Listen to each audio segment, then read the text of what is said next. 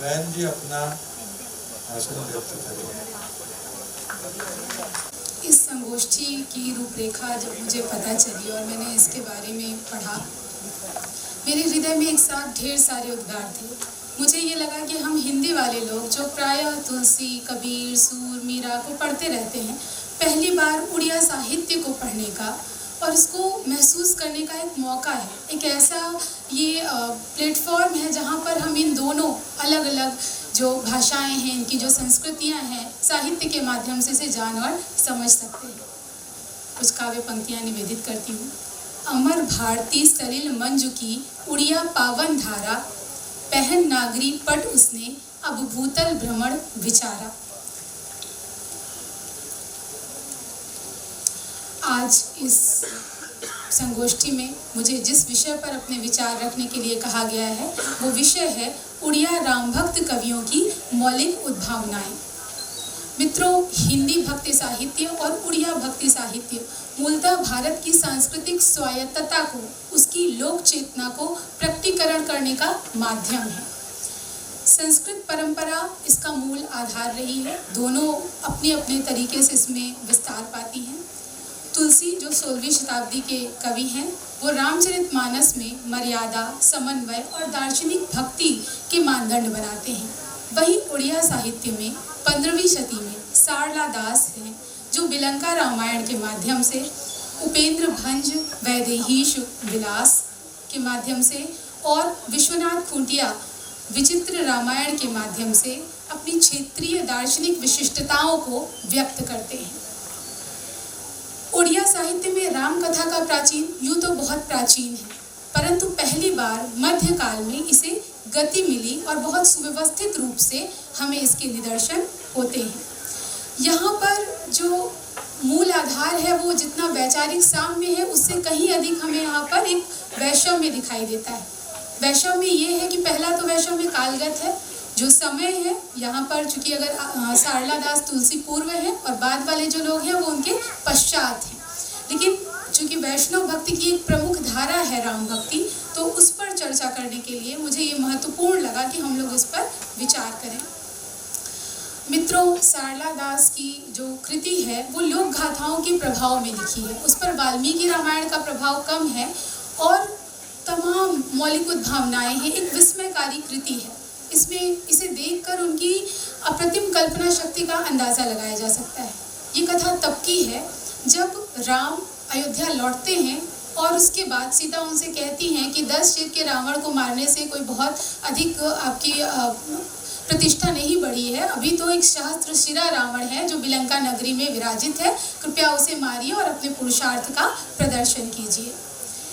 दक्षिण दिगटकु दृष्टि कले रघुराण, बिलंका नगर सबु दिशई सुवर्ण। ये बिलंका रामायण के पूर्व खंड का 264वां श्लोक है। बिलंका का शासक जो है वो विद्याधर रावण है। वो जिस रावण के बारे में हम जानते हैं उससे कहीं अधिक मायावी है, उसके पास तंत्र मंत्र की शक्तियां हैं। तो सीता जी चाहती हैं कि एक बार उसके उस अहंकार को, उसके उस पराक्रम को नष्ट करके रामचंद्र जी पुनः लोक में अपनी कीर्ति को प्रसृत करें। अब आपको ये लगेगा कि इसमें क्या वैशिष्ट्य है। ये तो एक उसी कथा का आपको पुनरुक्ति लग सकती है, पुनरावृत्ताभास लग सकता है, पर ये एक नई चीज जोड़ता है। राम एक अतिरिक्त युद्ध लड़ते हैं, एक ऐसा युद्ध जो वाल्मीकि रामायण की कथा सीमाओं को, उसके ढांचे को तोड़ता है और वीर रस से ओतप्रोत उड़िया पाठक को अपनी कल्पना को असीमित करने के लिए संदेश देता है।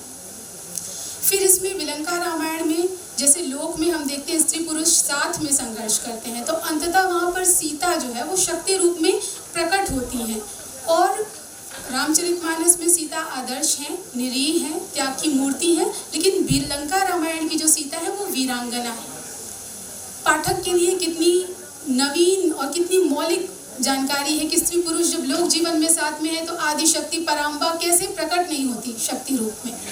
तो ये एक तरीके से मैं ये कह सकती हूँ कि उड़िया जो राम काव्य है इस मामले में मुझे अधिक प्रगतिशील लगता है कि वहाँ पर पुरुषार्थ को स्त्री से पृथक नहीं माना गया है। स्त्री के भीतर भी पुरुषार्थ अंतर्निहित है और इसके पीछे कारण शायद ये हो सकता है कि उड़ीसा में जो मातृ शक्ति की जो पूजा है, मातृ सत्तात्मक समाज है, वो शायद स्त्री पुरुष को समान महत्व देता है। रामंक बिहुने देवी होई उन्मत्ता, असुर मारिबा पाए बिहारी ले सीता। बिलंका रामायण उत्तरखंड छंद 23। तुलसी की गंभीर दार्शनिक शैली के विपरीत शारला दास त्वरित और नाटकीय शैली से कथा को सीधे जनता से जोड़ते हैं। ये तुलसी की जो कथा है बहुत धीरे धीरे और बहुत ही पुराणों का नाना पुराण निगमागम सम्मतम यद चलती है, लेकिन यहाँ पर एक रोचकता, एक जिज्ञासा, एक नई तरीके की जो मौलिक उद्भावना है, उसके लिए हमें बिलंका रामायण को अवश्य पढ़ना चाहिए। अब अगर बात करें कवि सम्राट उपेंद्र भंज की, वैदेहीश विलास उनकी वो अमर कृति है जिसने इस विषय में मेरी रुचि जगाई और उसे पढ़ते हुए बार बार तमाम किस्म की राम कथा में एक नए दृष्टि से मुझे तमाम चीज़ें विचार करने के लिए लगी। उसमें पहली बात तो ये कि इसमें अद्वितीय शब्द चमत्कार है, आद्य अनुप्रास का नियम है। हर जगह अगर आप देखेंगे तो पूरी रचना की हर पंक्ति ब से प्रारंभ होती है। सोचिए कितनी बड़ी बात है कि ये पांडित्य और ये शब्दकोश पर पकड़, क्योंकि वो अनुपम कृति है। ऐसा नहीं है कि केवल वो शब्द चमत्कार दिखा रहे हैं, यहाँ पर उन्होंने भाव और भाषा दोनों में एक अद्भुत सिद्धि हासिल की है। ये जो उनकी जो असाधारण नियंत्रण है, उनका जो कवित्व है, राम कथा कह सकते हैं आप, यहाँ पर भक्ति काल में जो भक्ति भाव का प्राधान्य था उससे थोड़ा हटकर रीति काल में जो कलात्मक वैचित्र्य है, भावों के स्तर पर, भाषा के स्तर पर, वो सब हमें यहाँ पर दिखाई देता है। बार बार कवि सम्राट उपेंद्र भंज यश प्राप्ति और काव्य सौंदर्य का चमत्कार दिखाने की बात करते हैं। मतलब यहाँ पर अर्थ न धर्म न काम रुचि, गति न चहो निर्वाण से परे एक लौकिक ऐहिकता को महत्व देते हैं, क्योंकि कबीर मनीषी प्रभु स्वयंभू। हम सब जानते हैं कि उपेंद्र भंज राज परिवार से हैं, पर वो कुछ किसी एक छोटे क्षेत्र के शासक बन के नहीं, वो अपार अपनी मेधा, अपनी विद्वता, अपनी शक्ति के माध्यम से, कवित्व के माध्यम से युगों युगों तक भारतीय मनीषा पर अपना स्थान आरक्षित करते और लोगों को प्रेरित प्रभावित करते रहना चाहते हैं। उड़िया रामायणों में जो सबसे अधिक छूने वाली बात मुझे लगी वो ये लगी कि यहाँ सीता और राम आदर्श के खांचे में निबद्ध नहीं है, वो बहुत अधिक संवेदनशील हैं, वो नायक नायिका के रूप में चित्रित हैं। जैसे हमारे यहाँ भी राम विलाप का प्रकरण मिलता है, हे खगमृग हे मधुकर श्रेणी, तुम देखी सीता मृग नैनी। तो वन में घूमते हुए सीता के वियोग में राम कहते हैं, बांधवी परा मोनहि सुंदरी, बासे देह सज सरोज परी। यानी मेरी प्रिया सीता अभी सुंदर जैसी सुंदरी नारी संसार में दूसरी कोई नहीं है। उसकी देह से ऐसी खुशबू आती है जैसे अभी अभी ताज़ा खिला हुआ कमल हो। तो ये जो ये व्याख्या है, ये काफ़ी हद तक कह सकते हैं कि सामान्य नायक नायिका के नज़दीक है। ये वो उसमें वो अलौकिकता और ये चीज़ें कम दिखाई देती हैं। मानस में संयमित श्रृंगार की जगह एक तरह से कह सकते हैं उपेंद्र भंज ने दरबारी संस्कृति, काव्य चमत्कार और श्रृंगार का उन्मुक्त चित्रण किया है, जो एक महत्वपूर्ण बात है। राम कथा पर जब भी विचार करें तो इस पर हमें सोचना होगा।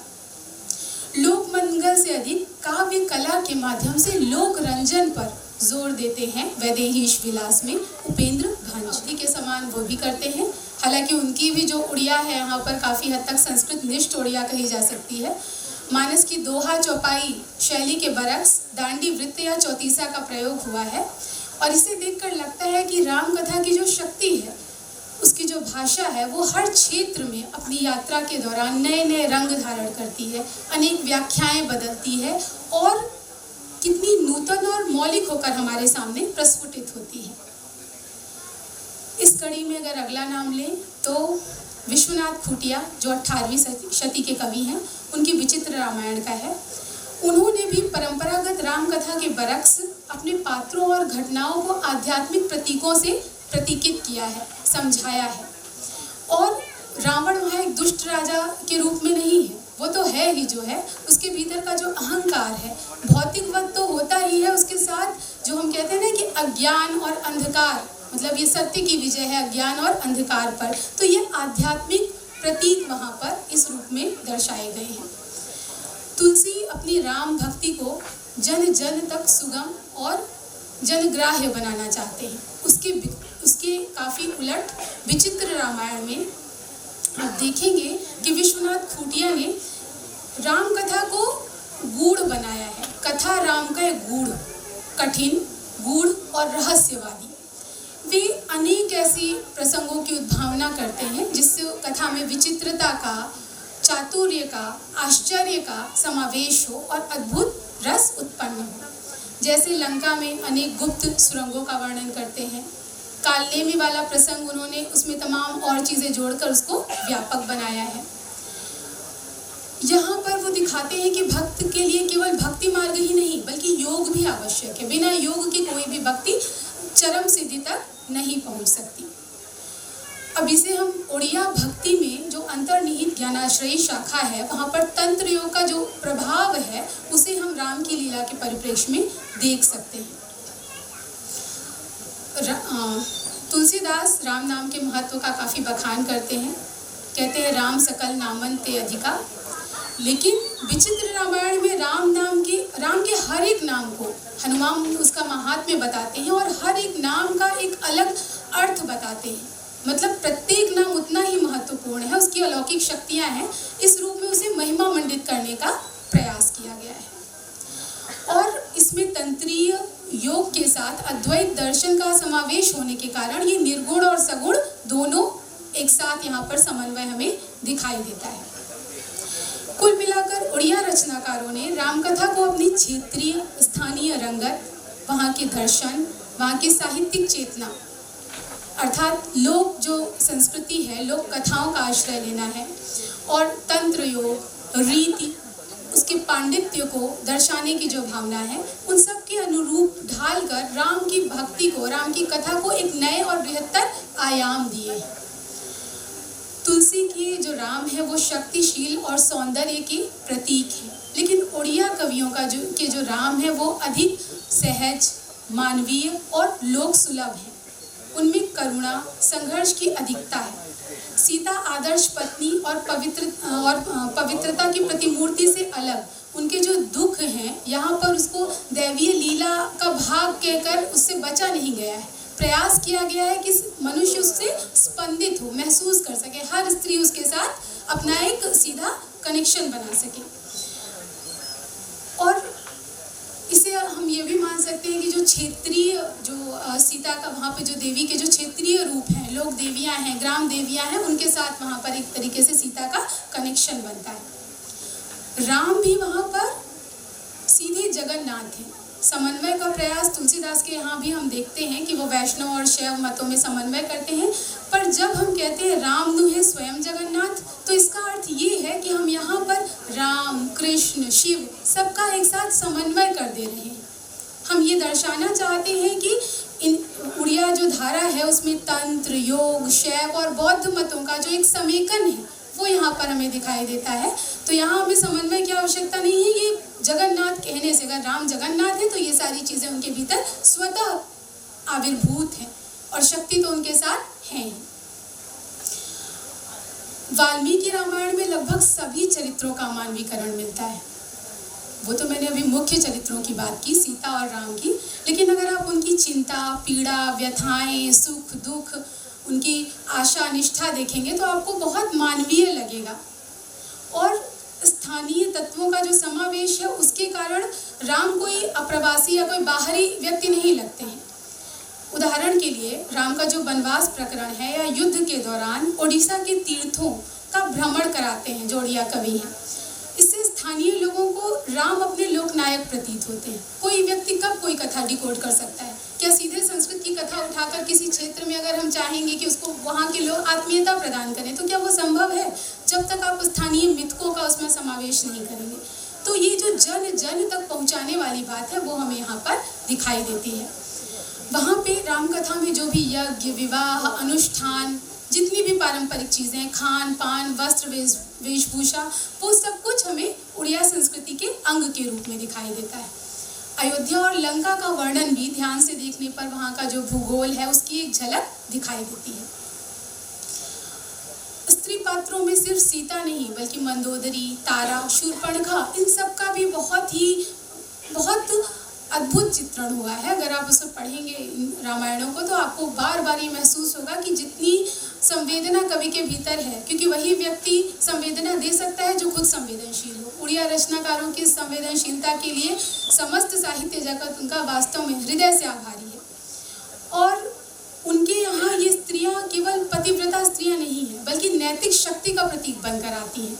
वे ज्ञानवान हैं, वे दूरदर्शी हैं, नीतिवान हैं, लेकिन सत्ता के अभिमान में, शक्ति के ऐश्वर्य में कई बार उनके उस सलाह को नहीं माना जाता। उसका परिणाम सबको पता है। विचित्र रामायण के लंका कांड में रावण वध के उपरांत मंदोदरी का जो शोक है, छांद 70 में उसकी 11वीं पंक्ति में वह कहती है कि युद्ध में तो वीर मरते ही हैं, परंतु तुम्हारे मरने से कलंक लग गया। हे राजन, लोग कहेंगे कि रावण ने सीता चुराई, इसीलिए राम ने उसका वध कर दिया। मेरे हितकारी वचनों को तुमने नहीं माना। उस समय तुमने इन्हें शूल के समान समझा। युद्धे मरंती नाही की वीर, मर कलंक हेल तुम्भर।